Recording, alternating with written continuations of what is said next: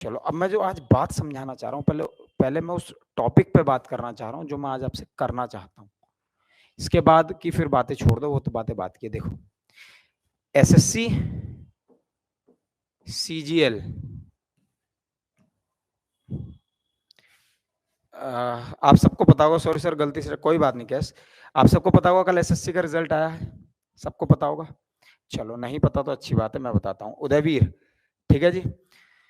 तो आपको ये पता होगा कल एसएससी का रिजल्ट आया है और एसएससी 2023 का रिजल्ट आया है, ठीक है जी।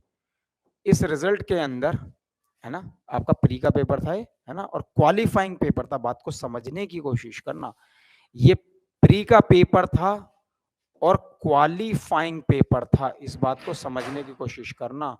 और इसके अंदर यू आर अनरिजर्व्ड, जिसके अंदर जनरल आते हैं, इसकी मेरिट 150 के अप्रोक्स गई है, आपने देखा होगा। सही है जी। यहां से आप एक चीज समझ पाए। देखो, सबसे पहली चीज आप समझना, पहली चीज पेपर इजी आया, इसके रीजन क्या है इस मेरिट के हाई होने के, इसको समझना आप बात को। पेपर इजी, सबसे पहली बात तो ये चीज अच्छी नहीं है, ये गलत चीज है। सबसे पहली बात इसको समझना, पेपर इजी आना अच्छी चीज नहीं है, गलत बात है, एक बात। दूसरी बात, कुछ पॉइंट समझना जो मैं आपको समझाना चाह रहा हूं दोस्तों। दूसरा सबसे बड़ा बात, एक तो पेपर इजी होना कोई बहुत अच्छी बात नहीं है, कोई ये समझता हो पेपर इजी आ गया तो बहुत मजा आ गया, तो उसकी हालात ये देख लो। दूसरी सबसे बड़ी बात, हर साल जो एसएससी थी लगभग 10 गुना से 15 गुना बच्चे बुलाती थी, समझ गए, एसएससी। और इस बार जो है एसएससी ने केवल लगभग 8.5 गुना बच्चे बुलाए हैं, जो कि 71,000 समथिंग बच्चा है। 71,000 समथिंग बच्चे हैं जो कि इस बार प्री को क्लियर किए हैं, जो कि आप क्या समझ रहे हो, है ना, यानी कि जो वैकेंसीज हैं उसका 8.5 गुना बच्चे बुलाए गए हैं, जो कि 71,000 समथिंग है, यानी कि 9/72 होते हैं, तो वही जो वैकेंसीज होंगी उसका 8.5 गुने के करीब बच्चे हो गए। अब यहाँ पर समझने की बात क्या है, अगर ये इतने गुने या इतने गुने बुलाते तो मेरिट आराम से 140 के आसपास हो जाती और जनरल वाले सेलेक्ट हो जाते, लेकिन जनरल वाले बाहर हो गए। जनरल मतलब यूआर, क्योंकि ये जनरल नहीं है, ये यूआर है। यूआर मतलब अनरिजर्व, जिनका कहीं कोई कहने सुनने वाला नहीं है, वो इसमें आ जाते हैं। मतलब अगर एससी एसटी वाले की मेरिट जो है ना अच्छी होगी तो वो यहाँ आ जाएगा, वो जनरल में काउंट हो जाएगा, एससी की सीट खाली पड़ी रह जाएगी, तो आपके पास कुछ बचता नहीं है, ये बात समझना। अब मैं इस पूरे एनालिसिस के थ्रू आपको क्या बताना चाह रहा हूँ, पहली चीज, जो लोग ये मान रहे हैं पेपर इजी अच्छी चीज है, वो बहुत नुकसान की चीज है, वो आपको दिख गया। और पेपर एसएससी का इतना भद्दा आने लगा कि इससे ज्यादा बुरा कुछ आ नहीं सकता। अब यहाँ पर समझना क्या, अब यहाँ पर स्ट्रेटेजी की बात करता हूं मैं आपसे।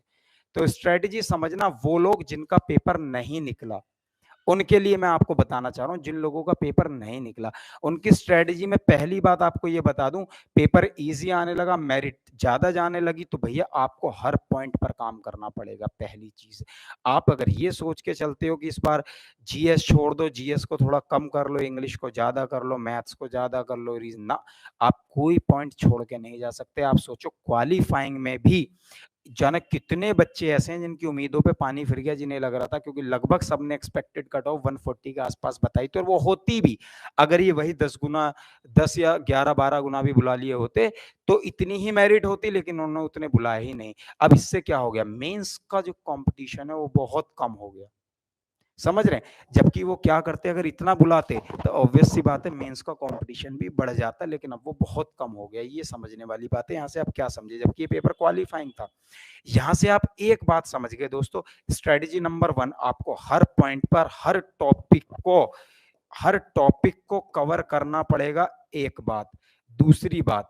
दूसरी बात आपको केवल इजी इजी चीजों पर ही फोकस नहीं करना, आपको चीजें जो आपके हिसाब से मॉडरेट या टफ है उन पे भी काम करना पड़ेगा, केवल हलवा नहीं खाना है, ये बात याद रखना। तीसरी बात, आप कोई भी टॉपिक मिस नहीं कर सकते, आप कुछ भी मिस नहीं कर सकते, ना इजी ना टफ, आज की तारीख में। और आने वाले समय में अगर इन्होंने सीईटी बना ही दिया तो फिर तो ठीक ही है, फिर तो हो ही गया काम। तो मैं आपको बस यही समझाना चाह रहा हूं प्यारे दोस्तों, एग्जाम का पैटर्न ऐसा बदलता जा रहा है कि अगर आप जीनियस हैं, आइंस देखो, आप एक चीज नोटिस करो, वैकेंसीज लगभग लगभग हर साल सेम है, 200-500 वैकेंसीज ऊपर नीचे हो रही हैं। और अगर आप इस चीज को दूसरे पॉइंट ऑफ व्यू से देखो, वैकेंसीज बिल्कुल वही है जहां आप देख रहे हो, लेकिन एक चीज देख लो, नंबर ऑफ एप्लीकेंट्स हर बार बढ़ते चले जा रहे हैं और वो मेरिट को क्या करते चले जा रहे हैं, बढ़ाते चले जा रहे हैं। मेरिट बढ़ने का एक रीजन और भी समझ लेना।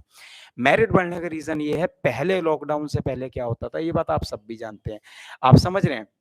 जब मैं आज से 2016 में पढ़ाया करता था, तब फीस लगभग 16,000 रुपए थी ऑफलाइन बैच की।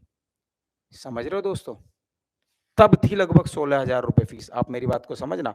और अब जो है फिर लॉकडाउन के बाद आज की तारीख में मुश्किल से 10,000 रुपए ले रहा होगा कोई, लिया होगा तो, है ना। और ऑनलाइन की अगर मैं बात करूं तो आप 2,000 रुपए में बहुत बढ़िया पढ़ सकते हो, और अगर सारे सब्जेक्ट लोगे तो 5,000 रुपए तो मैक्सिमम है टॉप के टीचर से पढ़ने के लिए। सारे टॉप के टीचर से 2-2 बार पढ़ लोगे 5,000 रुपए में। तो अगर आसान हो चुकी चीजें, ये सबको इजीली एक्सेस है, 5,000 रुपए का खर्चा सब कर सकते हैं, जबकि 16-17,000 देना, हर महीने का रहना, 1 साल तक का खर्चा हर एक के बस की नहीं था। तो मेरिट में अंतर था, लेकिन यहाँ पर सब पढ़ सकते हैं। और अगर सब पढ़ सकते हैं तो ऑब्वियस सी बात है यार, अगर दुकानें 10 खुलेंगी तो पकवान सबका बिकेगा। याद रखना, अगर दुकानें 10 खुलेंगी तो पकवान सबका बिकेगा। और अगर सबका बिकेगा तो ऐसे ही बात है, जितने बच्चे एडमिशन और एनरोल होते चले जाएंगे सस्ते कोर्स के साथ, तो कुछ तो उनमें से होंगे ना जो निकालेंगे, है ना। फिर आप ही नहीं है ना, कोई बहुत सारे ऐसे हैं ना जो पैसे की कमी की वजह से नहीं पढ़ पाते, दिमाग तो होता है ना, तो वो यहाँ आते हैं। तो मैं आपको वही चीज़ समझा रहा हूँ, चीज़ें बहुत बदल रही हैं। अगर आपको ये बात समझ आ गई हो तो अगले पेपर के लिए लग जाओ। जो भी लोग तैयारी कर रहे हैं, ये बिल्कुल राइट स्ट्रेटजी है आपके पेपर के निकालने की, क्योंकि इससे ज़्यादा आपके पास अब कुछ भी नहीं बचता, चाहे जो हो जाए। यही राइट स्ट्रेटजी है, बाकी आपके पास कोई तरीका नहीं बचा आप चीज़ों को समझने, सोचने या देखने का। बस यही तरीका है, इस पे अगर आपने काम कर लिया तो कुछ हो जाएगा, नहीं तो नहीं। ये तो थी बात एसएससी तक की।